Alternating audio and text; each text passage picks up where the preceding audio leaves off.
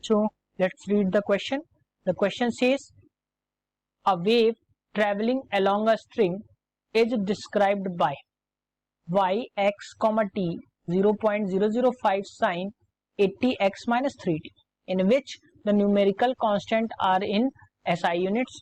With reference to the above equation of wave motion, match the column 1 characteristics of wave with the column 2 respective value and select the correct answer from the codes given below. Here are the codes. We just have to find out the correct sequence for the matching of these columns. So अगर हम इसमें बात करें, सबसे पहले हम देखते हैं कि इसका की कॉन्सेप्ट क्वेश्चन का क्या होगा. की कॉन्सेप्ट की अगर हम बात करें तो जब हम किसी भी वेव की जो स्टैंडर्ड इक्वेशन को देखेंगे x, t पे, तो वो होती है a sin kx minus omega T. अब क्वेश्चन की इक्वेशन को हम देखेंगे तो क्वेश्चन की इक्वेशन जो गिवन है वो गिवन है y up to x, t equals to 0.005 sin kx, sorry, it should be 80x, I have to erase it. ये है 80x माइनस 3t. तो अगर हम कंपेयर करें इस इक्वेशन को स्टैंडर्ड इक्वेशन से तो हमें वैल्यूज यहां मिल जाएंगी. a की वैल्यू यानी एम्पलीट्यूड की वैल्यू हमें मिलेगी 0.005, k की वैल्यू हमें मिलेगी यहाँ पे 80 और जो हमें ओमेगा की वैल्यू मिलेगी वो हमें मिलेगी 3. ये वैल्यूज हमें इससे कंपैरिजन करने पे मिलती हैं. अब जो पार्ट फर्स्ट यानी कॉलम ए कह रहा है वेव नंबर, तो वेव नंबर अगर हम फर्स्ट की बात करें, ए की बात करें, तो वेव नंबर की बात कर रहा है. वेव नंबर को हम डिनोट करेंगे k से और k की वैल्यू है 80 और क्योंकि इसमें सारी चीजें जो हैं वो गिवन है SI यूनिट्स में तो इसको हम लिख देंगे k80 SI यूनिट जो भी है या SI नंबर. बेसिकली तो नंबर है तो इसके लिए कोई भी यूनिट डिस्क्राइब नहीं है लेकिन फिर भी हम इसको इनिशिएट करेंगे 80 SI यूनिट से. बी पार्ट कह रहा है नेक्स्ट क्वेश्चन में हम देखेंगे बी पार्ट जो कह रहा है वो कह रहा है, देख लेते हैं, wave length of the wave. तो वेव लेंथ की अगर हम बात करें तो वेव लेंथ जो है, वेव लेंथ होती है, यहां से हम देखेंगे वेव लेंथ को, तो वेव लेंथ जो होती है उसको हम डिनोट करते हैं लैम्डा से और लैम्डा इक्वल्स टू होता है 2 पाई अपॉन के.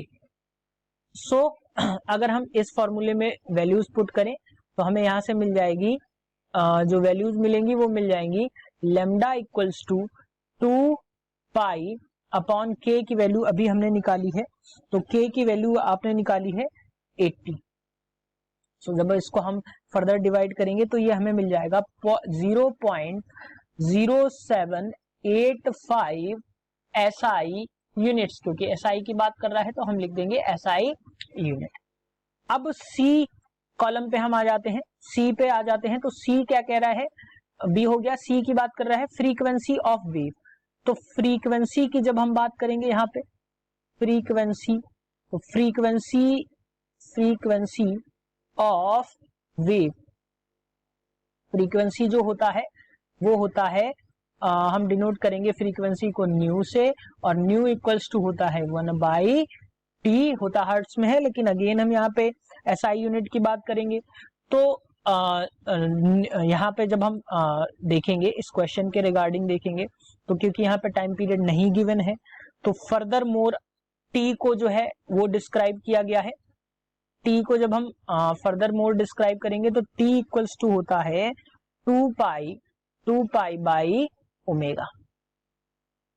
तो अगर हम t की वैल्यू यहीं से निकालें तो आपको क्वेश्चन में ओमेगा की वैल्यू डिफाइंड है, ओमेगा की वैल्यू गिवन है, तो ये हो जाएगा 2 पाई, ओमेगा की वैल्यू थी 3, तो ये हमें t की वैल्यू जो मिलेगी यहाँ से 2.09 सेकेंड. सो फ्रीक्वेंसी की वैल्यू हमें यहाँ मिल जाएगी 1/2.09 सेकेंड. जब इसको हम सॉल्व करेंगे तो ये हमें मिल जाएगा 0.48 SI यूनिट। तो ये थर्ड की बात हो गई। अब हम फिर प्रीवियस स्लाइड्स में जाएंगे। डी पार्ट जो कह रहा है डिस्प्लेसमेंट बताइए y of the wave at a distance x equals to 30 centimetre and time t equals to 20 centimetre 20 second. तो जब हम डिस्प्लेसमेंट की बात करेंगे तो हम इसको यहीं देख लेते हैं।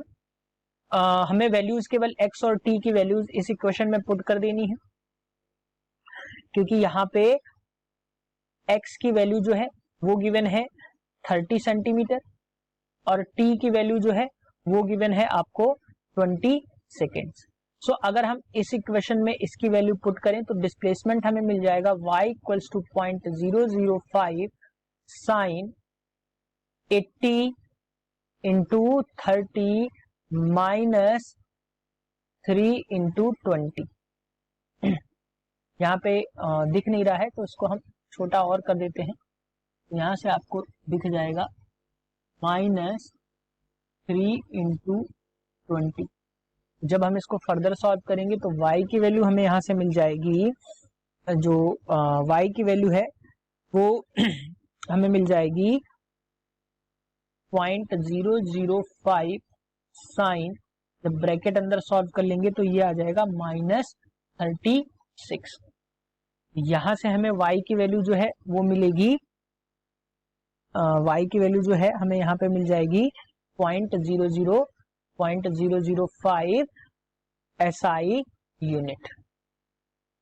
सो अगर हम इसके अकॉर्डिंग देखें तो पहला जो है a जो है वेव नंबर जो है वो हमें मिला फोर्थ, यानी कि a जो हमें मिला, a जो मिल रहा है फोर्थ में, तो हम इसको ऐसे भी डिफरेंशिएट कर सकते हैं कि a जो हमें मिला वो फोर्थ मिल रहा है।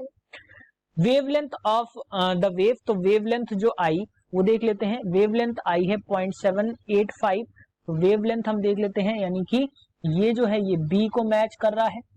और अगर हम तीसरा देखें that is frequency of wave, तो फ्रीक्वेंसी की अगर हम बात करें तो वो मिल रहा है 0.4, यानी कि ये c को मैच कर रहा है। तो रेस्ट पार्ट जो बचा वो अपने आप d पे चला जाएगा, आप ऐसे भी देख सकते हो। तो अगर हम ऑप्शन की बात करें, ऑप्शंस मैच कर रहे हैं a टू द 4, तो ऑप्शन जो 1 है वो मैच कर रहा है a4 में, b1 में, c2 में और d3 में। So option A is the correct answer for this matching. Hope you understood it well. Best of luck.